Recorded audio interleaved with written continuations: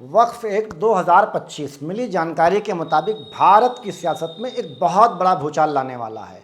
वक्फ act 2025 के खिलाफ एक बहुत बड़े तूफान की आहट सुनाई दे रही है।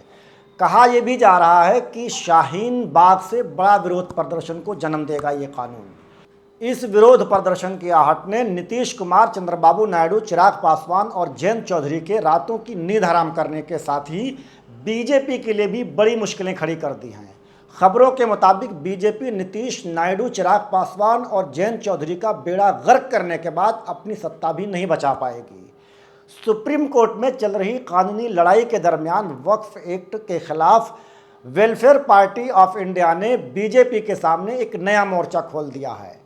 वेलफेयर पार्टी की इतनी मजबूत मंसूबाबंदी से परेशान बीजेपी ने सुप्रीम कोर्ट से अपील की है कि अपोजिशन की दायर करदा याचिकाओं पर कोई भी फैसला सुनाने से पहले सरकार का पक्ष कोर्ट ज़रूर सुन ले।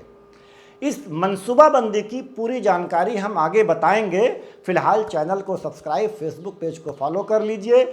हम आपकी मजबूत आवाज़ बन सकें, इसके लिए आप न्यूज़ G24 की आर्थिक सहायता कीजिए। मज़ीद दूसरी खबरों के लिए आप हमारी वेबसाइट newsg24.in पर भी विज़िट कर सकते हैं।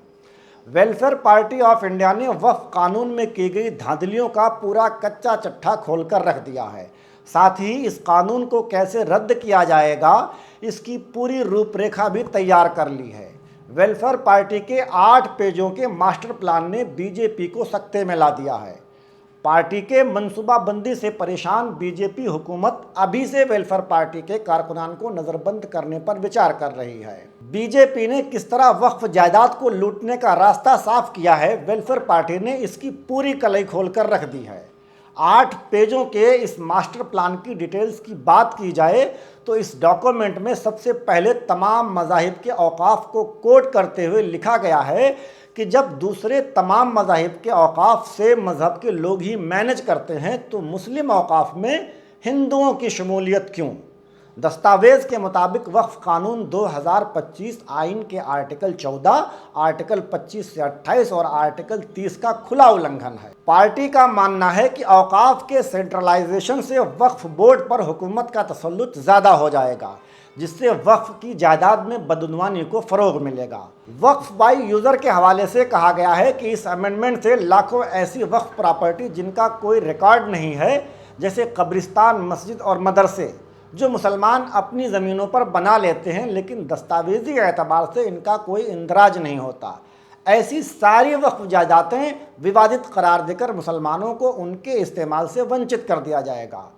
पार्टी का मानना है कि वक्फ एक्ट 2025 को हर हाल में बीजेपी को वापस लेना ही होगा। खबर यह भी है कि पार्टी जल्द ही इसके खिलाफ किसी बड़े आंदोलन का ऐलान भी कर सकती है, जिसके तहत मुल्क के कोने कोने में सरकार की तानाशाही के खिलाफ बहुत बड़े पैमाने पर एहतजाज और मुजाहरे किए जा सकते हैं। पार्टी डॉक्यूमेंट में जिस तरह एक एक नुक्ते पर बात की गई है, इससे यह बात समझी जा सकती है कि पार्टी ने इसकी पूरी तैयारी कर रखी है। लेकिन पार्टी का वक्फ एक्ट 2025 के खिलाफ प्लान क्या है, इसको अभी राज रखा गया है। फिलहाल हुकूमत ने वेलफेयर पार्टी ऑफ इंडिया के कारकुनान और नेताओं पर जिस तरह पैनी निगाह बना रखी है, इससे यह अंदाज़ा लगाया जा रहा है कि कुछ बहुत बड़ा होने वाला है। हुकूमत को अंदेशा है कि वक्फ एक्ट 2025 के खिलाफ अगर सियासी लीडरशिप मिली तो मुसलमान सड़कों पर उतरकर हुकूमत के लिए बहुत बड़ी परेशानी खड़ी कर सकते हैं। फ़िलहाल आपसे मेरी इतनी गुजारिश है कि वक्फ एक्ट 2025 के ख़िलाफ़ किसी भी विरोध प्रदर्शन में हिस्सा लेने से पहले सतर्क रहें, क्योंकि हुकूमत मुसलमानों के ख़िलाफ़ किसी भी हद तक जा सकती है। इसलिए बग़ैर किसी सियासी लीडरशिप की क़यादत हासिल किए विरोध प्रदर्शन ना करें। माना कि एहतजाज आपका आईनी हक़ है, लेकिन ये नहीं भूलना चाहिए कि बरवक्त हुकूमत किसी आइन और संविधान को नहीं मानती। सत्ता में बने रहना ही उसका धर्म है, मुसलमानों की तबाही उसका मज़हब। इसलिए आइन की दुहाई देने से पहले ये जान लें कि हुकूमत में बैठे लोग कितने संविधान प्रेमी हैं, इसके बाद ही किसी रद्द अमल का इजहार करें। आज के लिए फ़िलहाल इतना ही। वीडियो को शेयर करना ना भूलें। शुक्रिया।